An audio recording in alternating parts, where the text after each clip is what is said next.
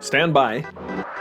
Is this thing on? Yes, Dan. Oh, hello. You're listening to Old News with Dan and Carrie. This just in. Breaking news to report. We are live. Old newscasters Can we just say former? Sure. Former newscasters reunite behind the mic after more than 20 years. Old news is good news. Stay tuned.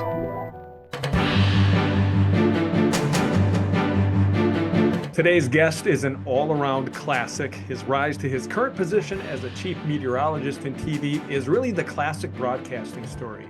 He started out not in TV, but at a radio station near a classic little city called Detroit, Michigan, I believe, back in about 1993. From there, he went on to do more radio in Northwest Ohio. Then he made the jump to TV news as an anchor, reporter.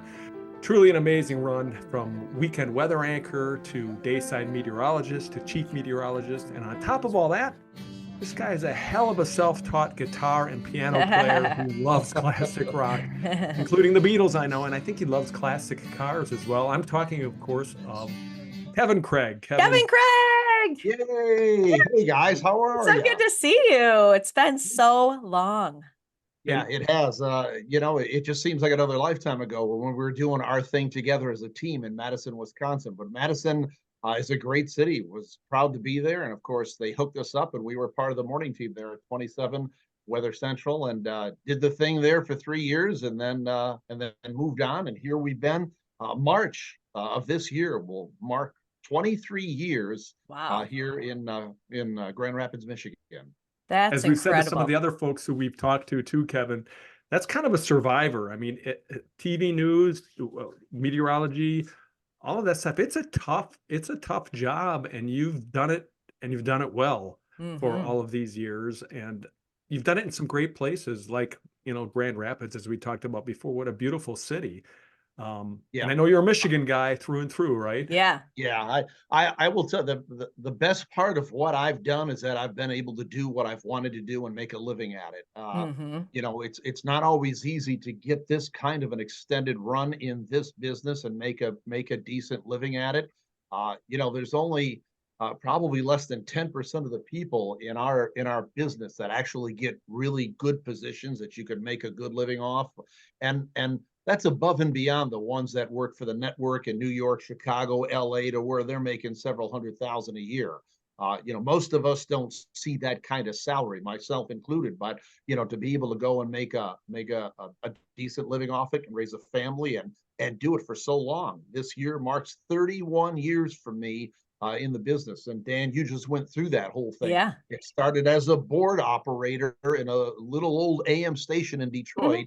And then rising to a full-time job in Northwest Ohio for a AM/FM combo there, and doing some covering of news, and then a board operator there on the weekend, and then going to the competition about 15 minutes away there. So we went from Detroit to Tiffin, Ohio, to Foster and Findlay, Ohio, and then taking a huge pay cut. The starting salary in TV back in '96 when I did it, for me, was only $12,000 a year to go into TV. That's in the Clarksburg, West Virginia. So, but it depends how badly you wanted it. I was single at the time and was able to take the jump and the pay cut and move into TV. And then the rest is, as you know, history. It's just a slow climb up the ladder at that point. So persistent. So. Well, and when you were in Madison with us at WKOW TV, you were associated with Weather Central. And Weather Central, Dan and I have been reminiscing before we brought you on here, that was really a unique place. That it wasn't just a meteorology department that was forecasting and preparing the weather for our station. It's for the whole country, or maybe even beyond. Can you share some of that? Yeah, I'll tell you, I went back to Madison just a couple of months ago with my wife, because it's where it all started for us. We were married in Detroit, but we were working in Madison at the time. And to go back there and take an extended weekend, I purposely, and I'm a very nostalgic guy to begin with, as you guys know. I tend to live in the past, not necessarily for the future, but I like those things because times always seem better in the past. Yeah, and you guys were part of that past as well. And when I got hired at Weather Central, there was a marriage of sorts with Weather Central and WKOW TV. They provided forecasts, and they were a private weather consulting firm, and there was a group of meteorologists, quite a large group, that forecasted for newspapers and television stations all over the country. And a small part of that was providing the forecast for WKOW TV. And that was one of the things I did. I was hired to be the morning weather guy there Monday through Friday for WKOW TV. But there were a lot of other things that I did too. We did local radio stations, and I still remember, I would make graphics every morning, and we would send maps to CBS News in New York, and those would go out to all their affiliate stations. We were responsible for providing that. So there were a lot of things that went on behind the scenes, but one of the things that I was really impressed about with Weather Central, and you guys know, the chief meteorologist at 27 there at WKOW TV in Madison was Bob Lindmeyer at the time. He was one of the vice presidents of Weather Central. And I remember when I applied for the job, because I was just finishing up a stint there after a year in Rockford, Illinois, which was about 90 minutes south of Madison. And I remember when I applied, he said, you know, you're going to have a really good tape and be good at what you do, because we really only hire meteorologists. And I didn't have my meteorology certification at the time, because I spent a lot of my life I had spent in radio and TV news, and I just started to do the changeover to weather. So, you know, we sent him the tape. He liked it, and he said, come on up and talk to us. And I did, and the rest was history. But that's what I liked about Weather Central, is we got in there. They're very highly weather driven, very focused, laser focused on just weather, because of everything that they did and everything that they provided. And I remember walking into Weather Central, and for a much younger guy, who this was only my second job as a weather guy, to come in, all the technology was incredible. As you guys know, when you walk into Weather Central, they had 3 different tiers. They had a lower level tier, a mid-level tier, and then an upper tier, to where different people doing different things worked on different levels. And the highest level, when you walked up there and went up the stairs, was the broadcast tier. I'm not lying, guys, or exaggerating. Back in the mid to late 90s, when I got there, it looked like the Starship Enterprise in Star Trek. It was really overtaking. It's, wow, this is really cool.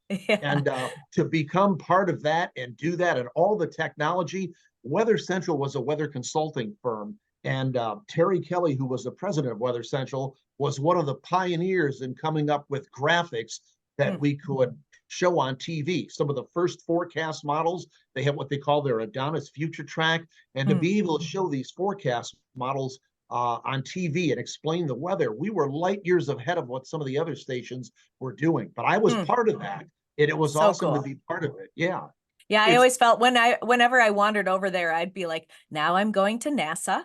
And it just felt like you went to another world over there.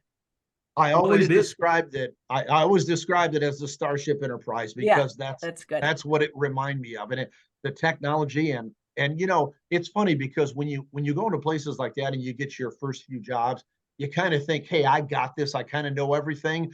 In hindsight, I knew very little. But with the other guys that I was working there, and some of the gals that were there as meteorologists, and what I learned and what I gleaned from them, and you learn things over the course of time. And it's like, wow, I'm learning here. Now, when I look back on it, I didn't know much at all, but it was awesome training to have that. And that's something that'll be a part of me for a long time. And what was sad, and it's funny, as I tell you guys this story, I said just a couple of months ago, we were back in Madison, and I always go back to those old places. And this past time, when we went back, just to see where I used to park the car and walk in that door, and it, you know, it moves you. But I there was a bonus for me, because several years before that, my wife and kids went back, and I actually, by dumb luck, got somebody came to the door. There was somebody in there, and they came to the door, and they said, hey, I remember you. And they let us in, and I got to go back in and see that. And to see that all closed and shut down and lights off was really a sobering reality that, wow, this is where a lot of the business is going. Because Weather Central eventually sold off, and then they morphed in and transitioned to one of the biggest companies out there now, WSI, which is an IBM company now. They're located out in Boston, and they kind of absorbed all that and some of the manpower. But, you know, that's where this business is going now. That's where a lot of the TV news is consolidating, and we're trying to find ways to streamline things. and I'm part of that now. And I was saying 10, 15 years ago, guys, hey, if I could get another 10 years out of this business, I'd be lucky and I'd be happy and I'd be grateful. Here we are. Here you are. Fast forward to that now. And I mean, I don't know what's ultimately going to happen here, but I do think, local media is hugely important. But I want you to go back to Stardate 1980 when Kevin was an up and coming high schooler. And I want to know, were you always thinking about broadcasting, Kevin? Was that part of who you were, or is that something you kind of discovered in college? What were you thinking? Good question. And I get that a lot, especially from the kids when I do school talk. I cannot tell you guys that, wow, I've wanted to do this since I was a little kid and it was a tornado. Nope, that was definitely not me. I will tell you, 1980, just the last couple of years of high school there. But when I went to junior college there, I wanted to go into business administration, but there were a lot of things that were tied with that, like some high math and some other things. And because of that reason and some other people that I met along the way, I kind of got pulled in and kind of almost shoved into, I say shoved, I don't mean as a bad way, but kind of migrated into, hey, I'm going to go for an applied science degree. And part of that in my junior college at the time was broadcasting, like a news or a broadcasting degree. And that was in the mid 80s. And here's the other thing to preface this, guys. I was working full time in a shipping and receiving department right in high school and out of high school, and making some okay money at the time. At the time, the minimum wage was only $3.10. I thought I was doing good making $3.25 an hour. It's $3.25, by the way. And I was doing that. So I had just finished, like everybody, you finish 12, 13 years of school and wait a minute, I'm gonna work in my business that I'm doing, save some money. So I took a year off and said, the college thing really isn't for me. Then took another year off, and the statistics are quite high. If you take 1 year off, a lot of people don't go back. If you take 2 years off, the odds are really against you going back. But I said, if you guys look up the stats, you'll see that. And I said, I finally got to a point to where it was in 1983, 84. And I said, you know what? I don't want to get my fingernails dirty and run a shipping department the rest of my life. I want to become something. And that's when I started to go to night school, and the opportunity came up to eventually go full-time. Started part-time, went full-time, and then kind of migrated into, hey, you know what? This broadcasting might be something. I met another guy who's my best friend now. He's the best man in my wedding. He was kind of going into that as well. And then we were starting to go down the radio and TV path.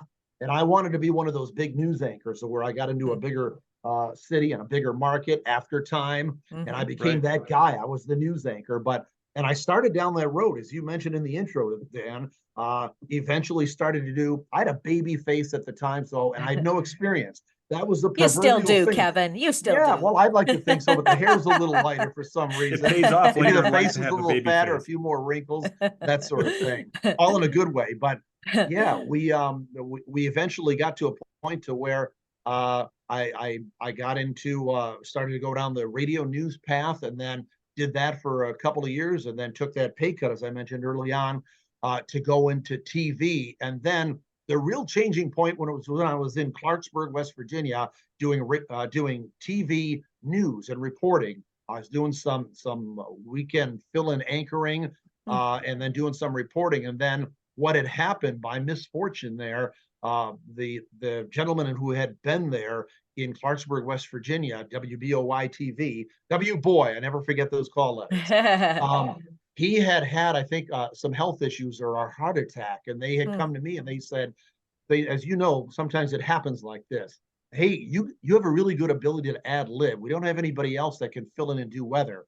Can you do weather? And I says, I don't know much about it, but I took some classes, and I said, sure, I can do some weather. Well, the rest was history then, because I got a taste of the weather, and then it's like, hey, I don't have to always run out and get the soundbite and get the VOSOT, the voiceover tape, and get the interview and then do the editing. It's like, it was a little easier in that sense. So that's where the rest of it became history, Dan and Carrie, to where I got a little taste of doing the weather. I was kind of my own boss. I can control my own destiny and put on my own graphics. And then it was that job that I did that I kind of morphed into from radio, not from radio news, but from TV news and reporting to kind of weather TV reporting.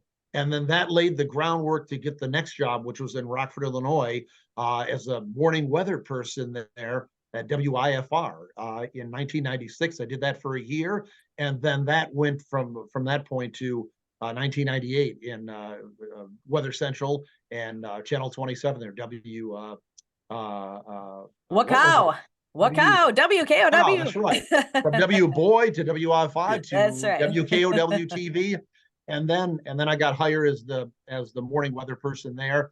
And then they wanted me to start taking classes from UW-Madison because they got a great weather program, an atmospheric sciences program. And then I didn't finish it there, but I finished it here. By the time I got here to Grand Rapids, Michigan, I took more classes and finished and got my certification. So actually just a few credits, few classes short of a master's in geosciences, because as a weather guy and a meteorologist, they want you to know a little bit about everything, geosciences.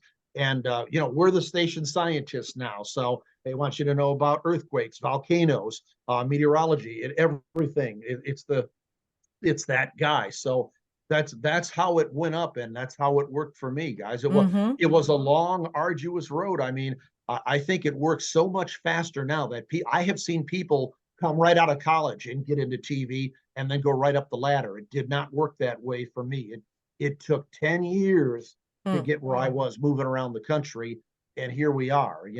So back in 2001, there was already a climb of about 9 years there, and then of course I've been here for 23 years. So it was a long climb. But you still are kind of that kind of the story you don't hear about a lot in the news business anymore, especially somebody who goes from news to being a weather person to being a meteorologist, because and correct me if I'm wrong on this, but it's tough to get into the weather business now if you don't have a meteorology degree, especially in broadcasting. Isn't that true? Well, I think it is, and there, it's hard to find really good meteorologists. I mean, it's far more plentiful, I think, to look for TV news producers, reporters, maybe even some anchors, because there's more of them. There's more of those jobs. I think about this sometimes.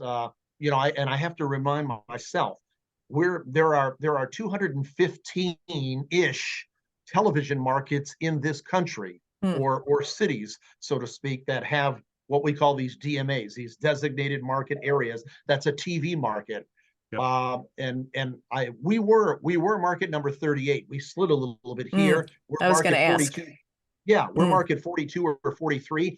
Keep in mind, the lower the number, the bigger the market. So for example, the biggest DMA, the biggest television DMA in this country is New York City. They're number one. They have millions of people there. Then you go to LA, which is, Los Angeles, they're number 2. Chicago's number 3. We end up at about number 42 or number 43 here. I am only one of 4 people in this city and surrounding cities in this market that hold the title of Chief Meteorologist. I work for the Fox affiliate. There's only 3 other ones, guys. Right. One gentleman that works for ABC, the other one that works for NBC, and the other one that works for CBS. It's a different ball game out there right now in this business. I came up very much the old-fashioned way, to where I tried to get into this business, and we can't hire you unless you have experience. I can't get experience unless you hire me. But in my world, you had to be willing to leave. And I was in the Detroit area, which was a market 9 or 10. So I was never getting a start in TV in Detroit at that time. You had to go out, do 5, 8, 10 years, and then come back and get your experience, and then come back. So it was a long climb for me, and it took some time. So, but we're where we are now, and we're in a good position. And at this point, I've ridden the wave. It's been good, and I'll be able to retire. And there's not a lot of people in this business that get a good 30, 35 year run. We got to where we wanted to be. Ultimately, I wish I was telling you guys that, hey, I got back to Detroit and I'm that morning guy in Detroit, and we're doing this. But it's not always about that. And you begin to refocus things and saying, hey, I think I can finish off my career here, retire happily here, and that's where we are now. I'm going to go out there and say, there's probably another 5 to 7 years left. I'm thinking. I'll be honest with you.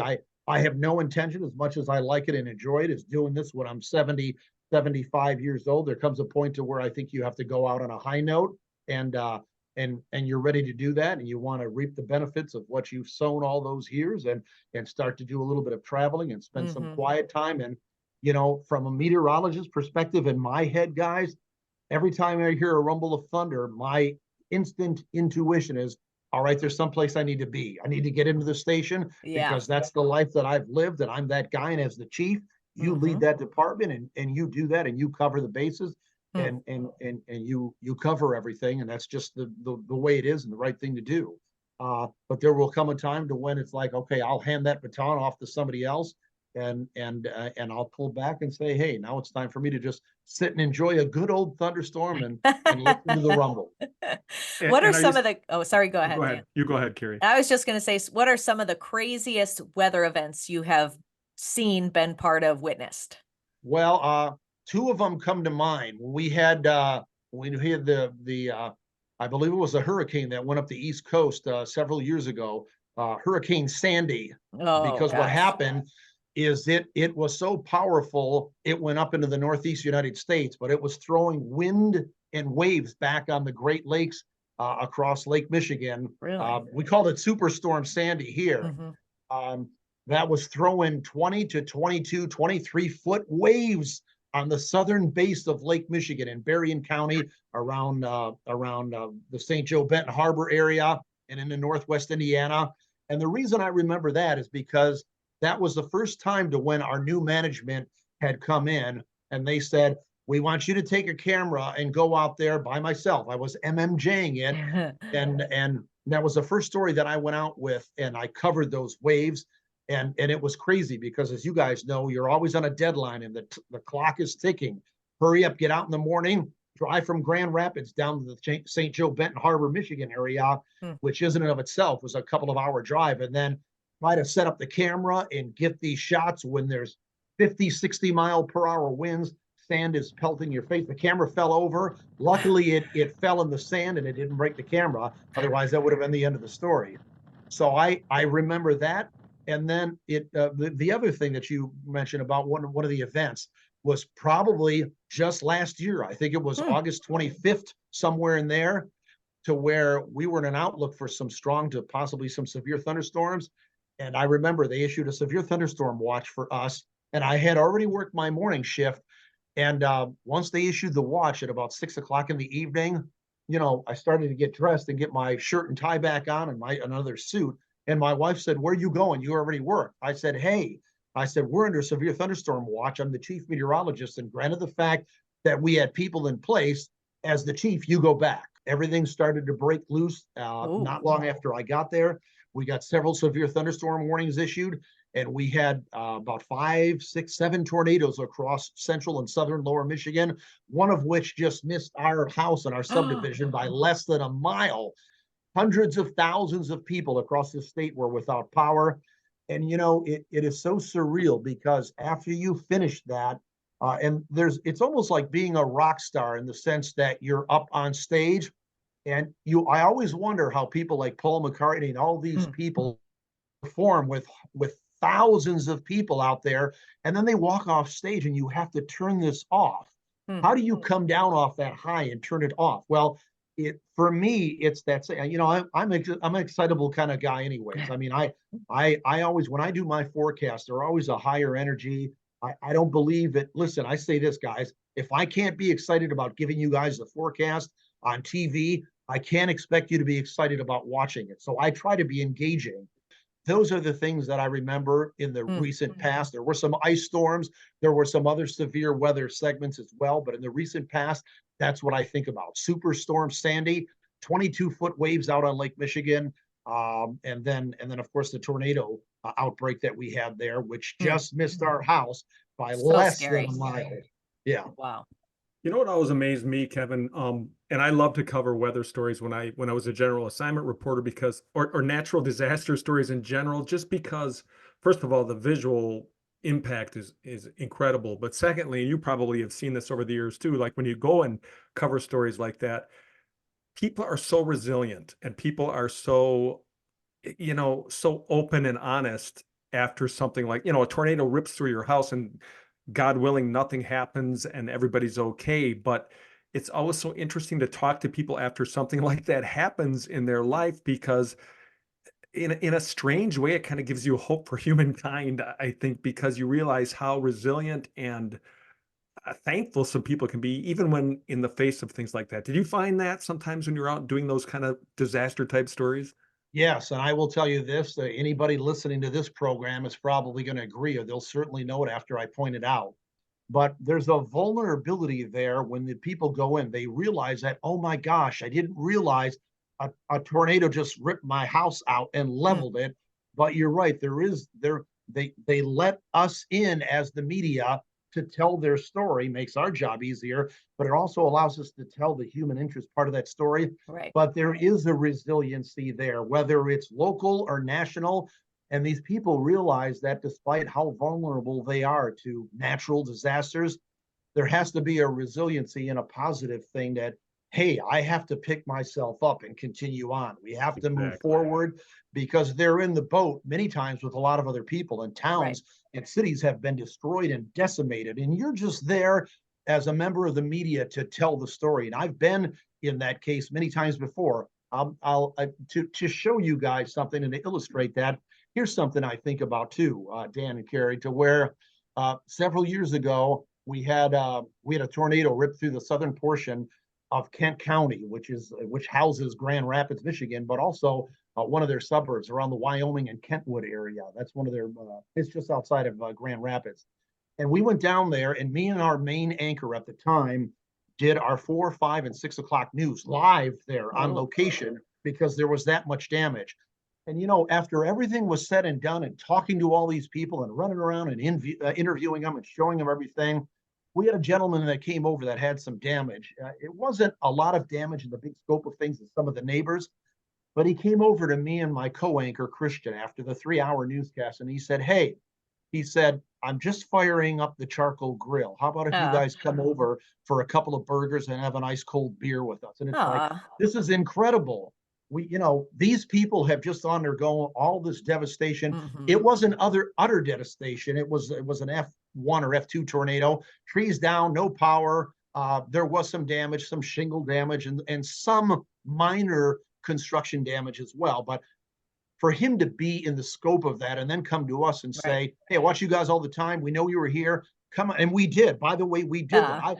I thought, first of all, I was ready for something to eat at that point. But, you're working the story and you're doing all that. And I think it certainly is appreciated, but almost out of respect, that absolutely, I'd love to come over and sit with you for a few grabs. And we did that. So we're privileged to be part of that. I've been part of that for a long time, and I'm always going to be that guy that goes over, shakes the hand, talks to people, and say good luck. And if there's anything else I can, sometimes we go back and do follow-up stories. So you want to be able to maintain that rapport with them, no matter what happened to them. Here, I'm a dad, I'm a husband, I'm an uncle, and I'm no different than they are. It's just that it didn't hit my house, it hit their house. So you have to be heartwarming and heartfelt to them to be able to tell their story, while still at the time getting the story out and getting it to people, but being able to feel their pain and say, hey, I don't know exactly what you're going through, but I got an idea. Tell me about it. Help me tell the story. Well, there's that resiliency that we talked about, and then just that openness that comes out when neighbors, rally for each other and are willing to just come and be a shoulder to cry on, or offer food or offer shelter or whatever to each other. That's a really incredible part of those stories as well. You know what? When we had the tornado damage less than a mile here, there are mile roads here like there are in many cities. We live off 6 Mile Road. This tornado came on August 25th across 7 Mile Road. So it literally missed us by a mile or less. I went there the next day to the area, which is just a mile and a half away. Part of a school was damaged. There was a lot of structural damage because it was a high-end EF1, 110 mile per hour sustained winds there. So there was a lot of damage. But I went there the next day and walked around, and to see that, even as a meteorologist, and I forecasted it, and I was there covering it, tracking it, I am in total awe to just see that damage and walk through that, and then talk to the people. But they're my neighbors too. But just to see that is incredible, and experience that with them. And of course, they know who you are because they were watching TV at the time, and they had the TV on, and they were taking shelter and seeking cover and that sort of thing. But it's just something to be part of that. I'm a very small potato in a much bigger picture of what goes around on a day by day basis, and uh, sometimes we're just part of that. We're in the trenches with those people trying to tell a story and get the job done. I would say to your listeners, and you guys can probably tell, you can tell that I'm a broadcaster only because when you ask me a question, I go for several minutes and I give you an answer. That's just the Kevin. Like, how much time do I have?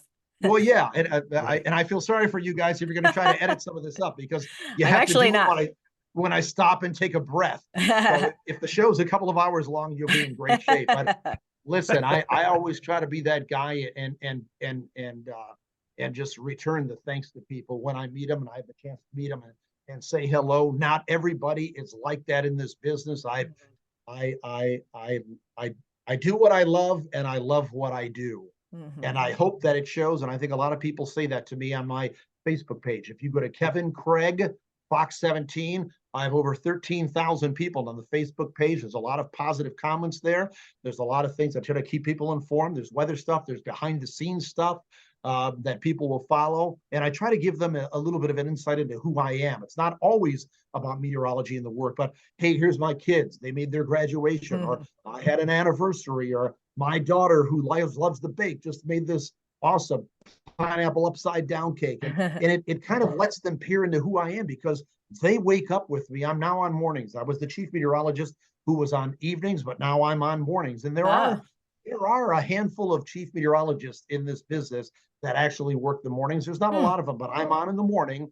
That's where the company feels that I do the most the most good for FOX17 and the best. And my personality, I have more of a I was going to say, energy. you can get them out of bed. You can inspire them, give them some energy. And that's what the morning show is all about. It's all about wake up with me, grab your coffee, and let's talk weather. And I like to think I'm that guy, the guy next door, come on, stop in and we'll talk. And I was kind of doing that and kind of perfecting it and honing it all along the way, every one of those years that we talked, until we got to Madison, Wisconsin. And then I got the 3-year gig there from 1998 to 2001, and was that morning guy and tried to be the guy next door and the friend of the meteorologist. And now, we continue that here. And luckily, I've been accepted well by the public. People like me.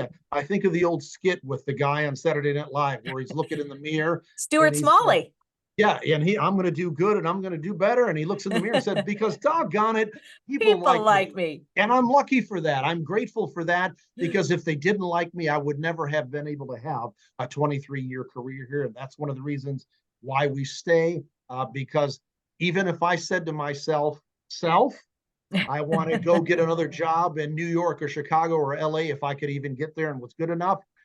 What if I got there and I had the high salary and we get in there and you know what, Kevin, here's fast forward a year or two down the road and contracts coming up for renewal. And you know what, you're just not the guy we thought you were. We're going to have to let you go. I don't want to get to that point. And, sometimes you have to take a risk in life, but sometimes there's something to be said for complacency, especially in this business, and longevity. And I'll be the first one to raise my hand and say, we found it. We're here. We're going to stay.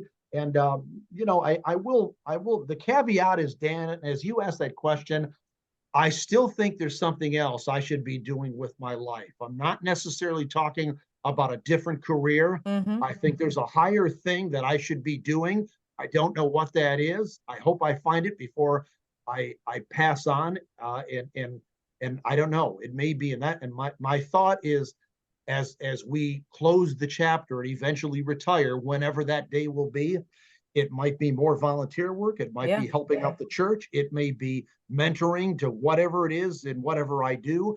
But there's something else that I need to be doing that it's going to transcend this job that I've done here. And I don't know what it is, but I hope to God that I find that path, and whatever that is, before my day is called to come home. So, well, I'm sure you will. I mean, when you're open to that, the people come, the opportunities come, when you're like, I'm here to serve things come to you. So I have no doubt you will find that purpose.